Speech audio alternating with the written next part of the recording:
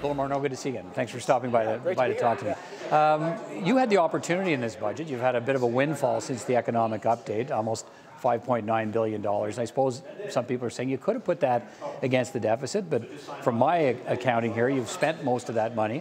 Why was that the choice you made? Well, I think what you've seen is that the economy is doing well, that we've actually, as you said, we've done well. We've been able to look at how we can best continue with the approach that we've taken. And we've done that by continuing to invest in Canadians. We've also done that by driving to a lower deficit this year than people expected, yes.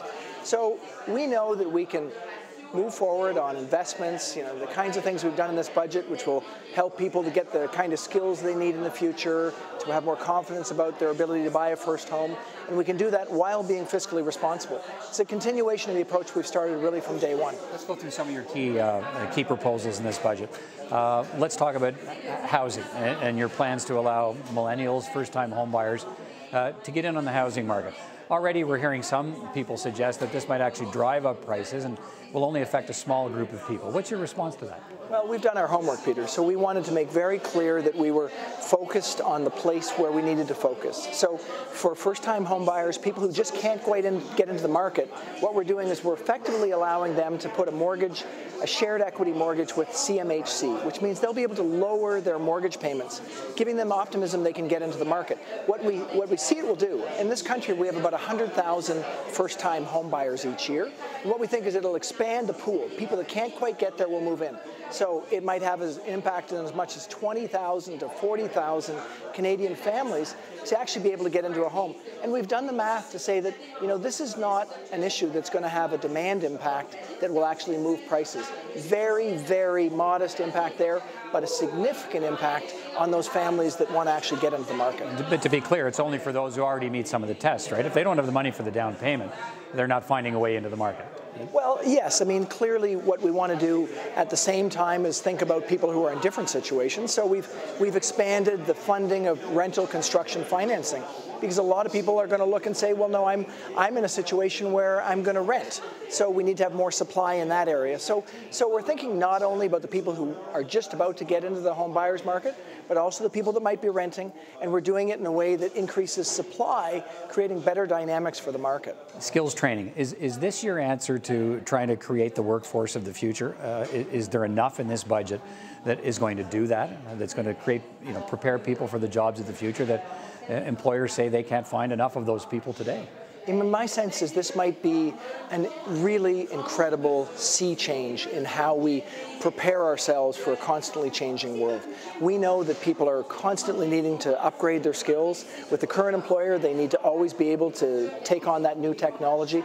So this is enabling them to take 4 weeks off every 4 years, to go on the employment insurance system, to actually have a tax credit each year, $250 per year, that can add up to $1,000 every 4 years, giving them the ability to upgrade their skills. So in a rapidly changing environment where jobs are changing, where whole occupations are changing, this is preparing people for the future. I'm really excited about how this might go. It could be very, very important for people today and tomorrow. $2.2 billion gas tax fund top-up this year for municipalities in this country.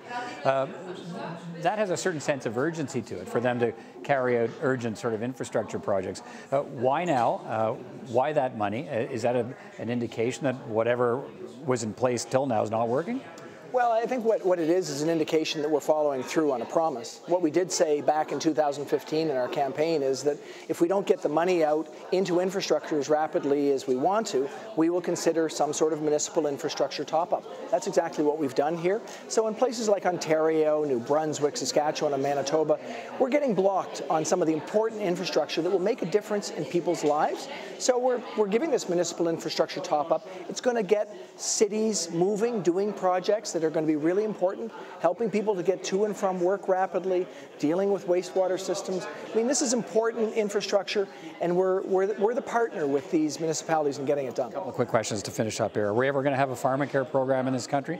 You've announced more measures today to sort of, as I read it, to continue to look at ways to improve the system, cheaper buying, bulk buying of drugs. But when will we actually see your plan to provide coverage for people who don't have it? we've been pretty clear that we're going to move forward on national pharmacare. Will it happen before the election? We put together an advisory council that gave us their interim report, which advised us to do exactly what we've done: set up a Canada Drug Agency, deal with expensive drugs for rare diseases. We're going to get their next report in the coming months, and what we've done is we've laid the foundation. We're the first government in more than a generation to actually do what we say we're going to do in this regard. We're going to move forward in an appropriate way to get it done so that people not only have lower costs for medication, but also have access for everybody in our country, which we know is important. You know this question's coming. What's the plan for balancing the books? Well, the plan for us is to continue doing what we've been doing.